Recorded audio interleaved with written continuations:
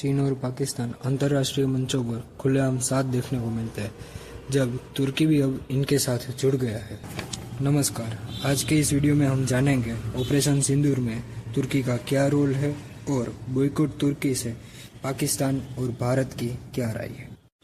अगर बात की जाए तुर्की के इतिहास की, तो क्रूरता में मुगलों को भी अच्छा कहलाए, ऐसा था तुर्क ओटोमन एम्पायर का इतिहास, जिससे यह साफ साबित होता है कि उससे क्या ही वफादारी की उम्मीद रखी जाए।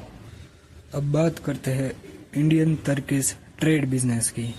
2022-23 में दोनों देशों ने लगभग टोटल बिजनेस $13.8 बिलियन का किया था, जबकि 2023-24 में इसमें थोड़ी कटौती भी हुई थी।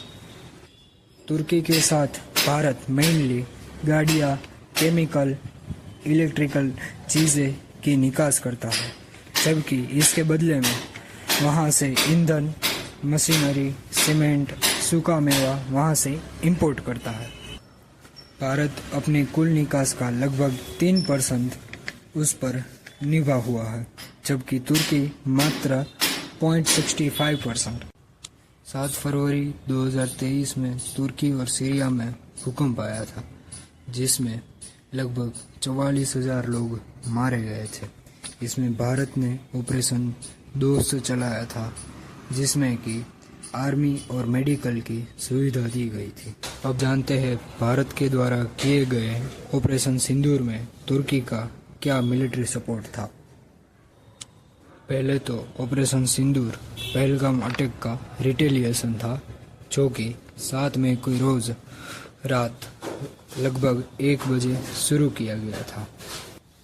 इसके बाद पाकिस्तान ने जवाबी कार्यवाही करते हुए लगभग 350 ड्रोन तुर्की के द्वारा सप्लाई किए गए थे, वही भेजे गए थे, जिसमें बैरक्तर TB2 और यीहा ड्रोन शामिल थे।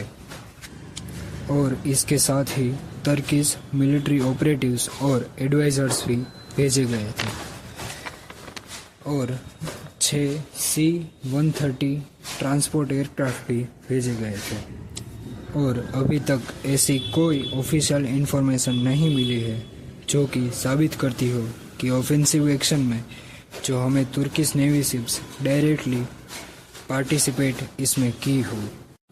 इस घटना की वजह से भारत ने पहला कदम यह लिया कि भारत ने जो तुर्किश सेलेबी कंपनी थी, जो कि दिल्ली, कोची, बेंगलुरु, हैदराबाद, चेन्नई, गोवा पर एयरपोर्ट में ग्राउंड हैंडलिंग की सेवा करती थी। 2008 में ये कंपनी यहाँ स्थापित हुई थी, जो कि भारत में इस कंपनी का लगभग $200 मिलियन का इन्वेस्टमेंट भी यहीं है। अब एयरपोर्ट सर्विसेज इंडिया लिमिटेड ने इस कंपनी की सुरक्षा की मंजूरी यानी मान्यता रद्द कर दी है। मुंबई और यूपी के व्यापारियों ने वहां से सेब न खरीदने का निर्णय लिया है। गोवा की होटलों ने तुर्किश नागरिकों को रहने की सुविधा न देने का भी निर्णय लिया है। उदयपुर के कई व्यापारियों ने मार्बल का व्यापार न करने का निर्णय लिया है। तुर्क को लगभग 4.6 बिलियन का यानी कि 40,000 करोड़ रुपयों का नुकसान हो चुका है, ऐसा जानने में आया है। अब सवाल यह उठता है, will the boycott calls be successful और नॉट। देखिए, हम जानते हैं 2020 में गालवान पोस्ट पर जो चीन के साथ हुआ और मालदीव के साथ चुनाव के बाद जो हुआ, उस पर दोनों देशों पर क्या असर पड़ेगी। और ऐसा ही कुछ तुर्की के साथ भी हो रहा है। लेकिन यहाँ प्रश्न एक यह उठता है कि 2018 में कोड शेयर एग्रीमेंट किए थे इंडिगो और तुर्किश एयरलाइन में, जिसमें इंडिगो ने 40 यूरोपियन कंट्री और USA में जाने वाले पैसेंजर को एक्सेस देने को कहा था, जिसमें वाया इस्तांबुल से और बुकिंग तुर्किश एयरलाइन में कर सकते हैं। और फ्लाइट नंबर तो इंडिगो का ही आता है, जिसमें दोनों एयरलाइंस को मुनाफा भी होता है। जिसमें डिप्लोमेटिक स्क्रूटिनी भी करने का आदेश दिया गया है।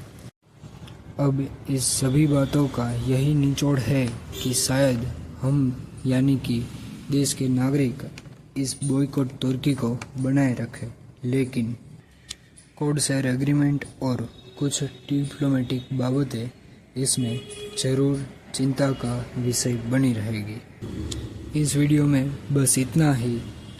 इस सीरीज़ के अगले वीडियो में हम जानेंगे न्यू नॉर्मल क्या है और ये क्यों अभी वायरल हुआ है। Thank you.